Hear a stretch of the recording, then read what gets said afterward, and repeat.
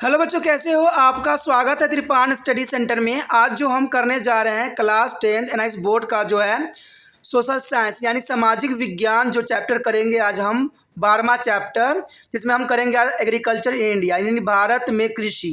जो ये काफ़ी महत्वपूर्ण चैप्टर है हर एक क्लास के बच्चों के लिए, चाहे वो सीबीएसई में पढ़ते हो, चाहे एनआईएस बोर्ड के बच्चे हों, चाहे यूपी बिहार बोर्ड के बच्चे हों, इवन कि जो बच्चे कंपटीशन की तैयारी कर रहे हैं उनके लिए भी ये टॉपिक काफ़ी महत्वपूर्ण रहेगा और कई मायने में हर जगह जो है अपना महत्व को ये रखेगा।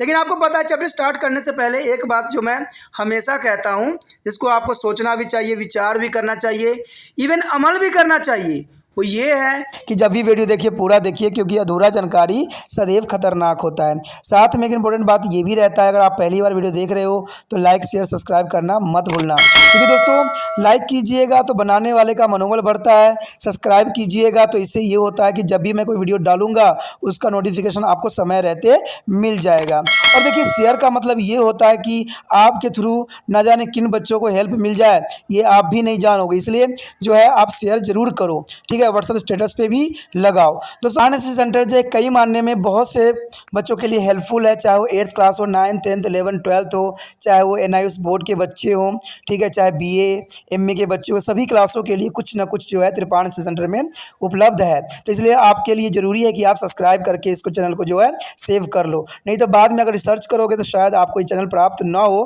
तो इसलिए सोचना नहीं, विचार नहीं करना है, सब्सक्राइब करके जो है अपने पास सेव करना है। दोस्तों ये तो बात था आपके लिए, लेकिन अब देखते हैं हमारा आज टॉपिक क्या है।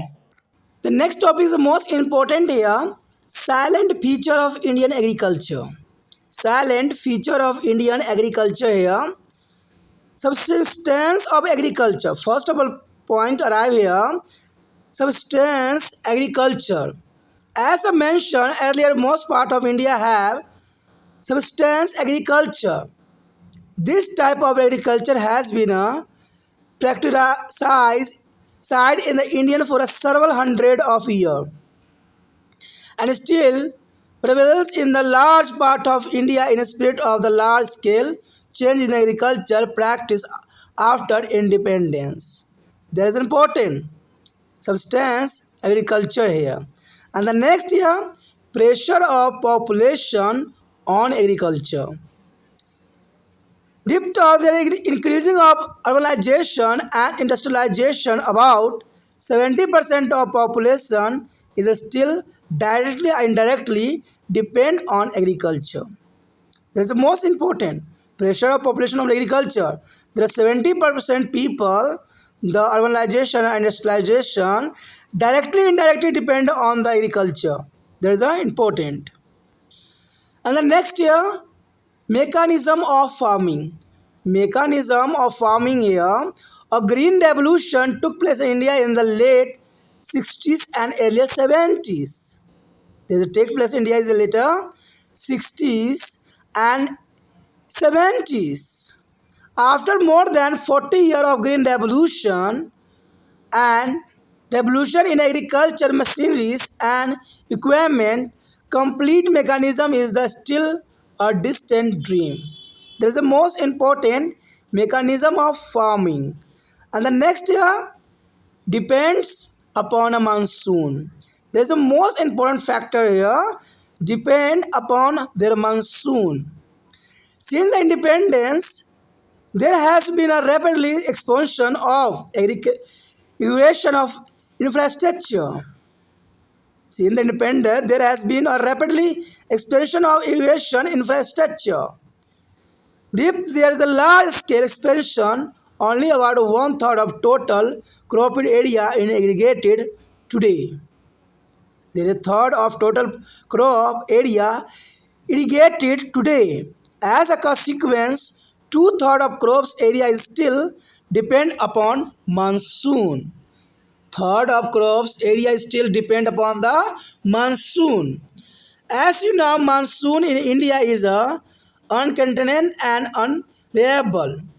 This has become even more unreliable due to change in a climate.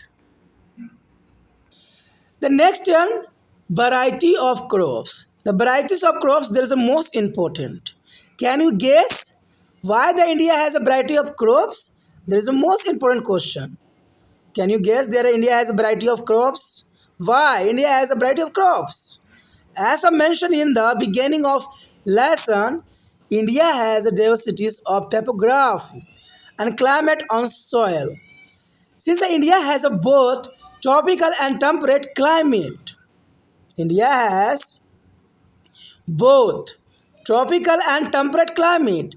Crops of both the climate and found in India. The crops of both climate and found in India. There are very few countries in the world that have a variety of comparable to be that of India. You will realize that when we would be discuss the different types of crop in detail. Look at the table number 1 to be get an idea. That's important table. The next section here. And the next here, predominance of food crop. Predominance of fruit crop. Since the India agriculture has to be feed a large population, production of food crops in the first priority of farmer almost everywhere in the country. The predominance of food crops is important. Since the India agriculture has to feed a large population, production and food crop in the first priority of farmers almost everywhere in the country. However, in a recent year, there has been a decline in the share of land used for food crops due to the various other commercially most advantageous use of this land. And the next point here, seasonal pattern. Seasonal patterns is the most important. India has a 3 distinct agricultural cropping season. You might have heard it about Kharif, Rabi and Zaid. Seasonal pattern, Kharif, Rabi and Zaid. In India, there is a specific crops grow in the 3 seasons. There is a Kharif, Rabi and Zaid. There is a specific crops growing in this season. For example, rice is a Kharif crop, whereas a beet is a Rabi crops. There is a most important here.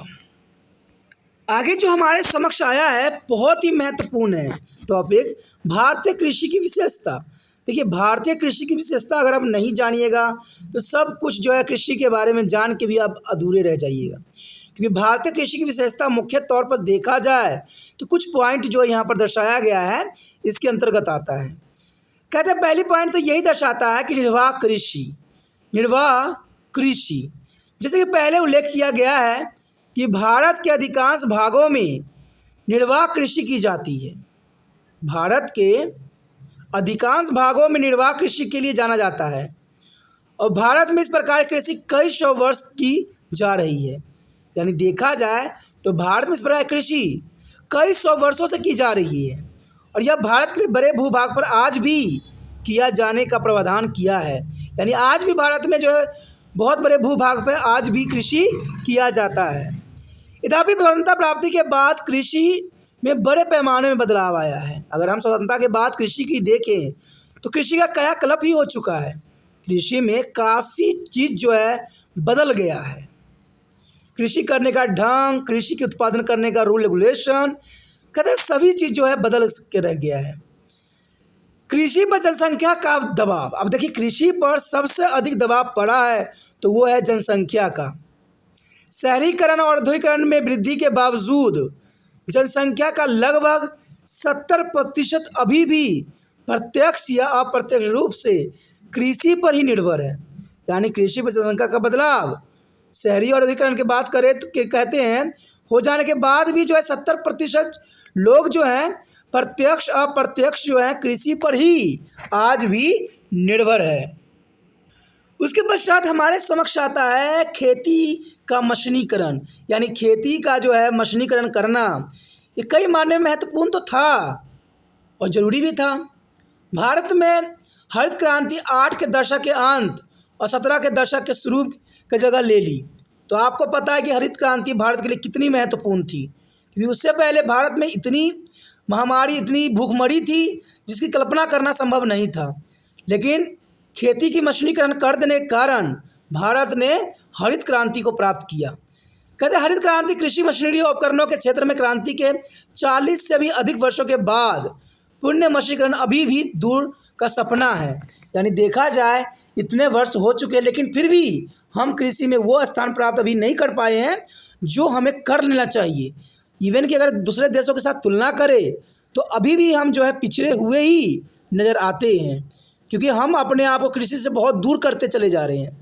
कृषि आज के समय में कुछ ही क्षेत्र में होते हैं, किसी क्षेत्र में ही हो रहे हैं, जबकि विकसित राज्यों में कृषि जो है बहुत ही महत्वपूर्ण बन गए हैं। क्योंकि आपको पता है कृषि ऐसा पदार्थ है जो कि किसी भी देश की अर्थव्यवस्था को मजबूत करने में महत्वपूर्ण स्थान निभा सकता है।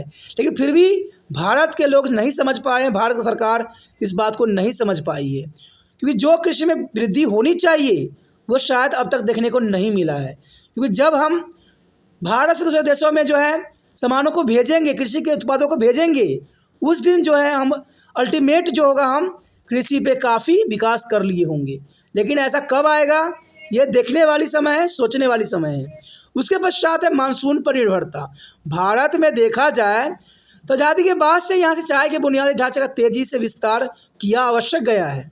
यानी आज़ादी के बाद कृषि में बहुत बदलाव किए गए हैं, सिंचाई में भी बहुत बदलाव किए गए हैं, और बड़े पैमाने पर विस्तार के बावजूद आज कृषि फसल क्षेत्र का केवल 1/3 भाग ही संचलित है।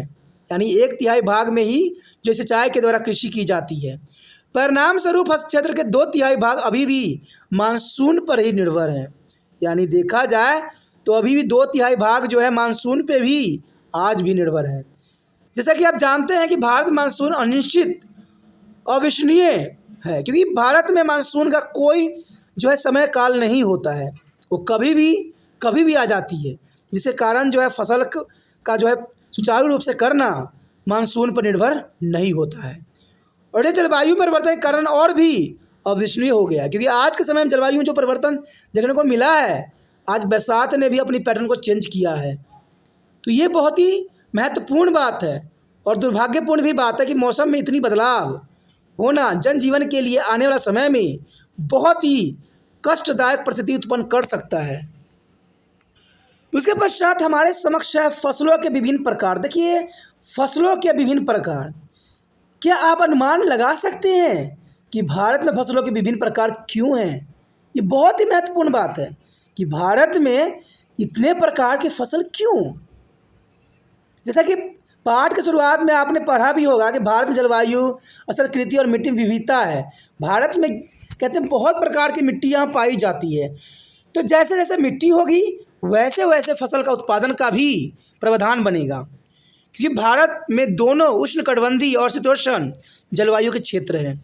यानी देखा जाए तो भारत में 2 तरह के जो है जलवायु है, एक तो उष्णकटिबंधीय है और एक शीतोष्ण जलवायु का क्षेत्र है।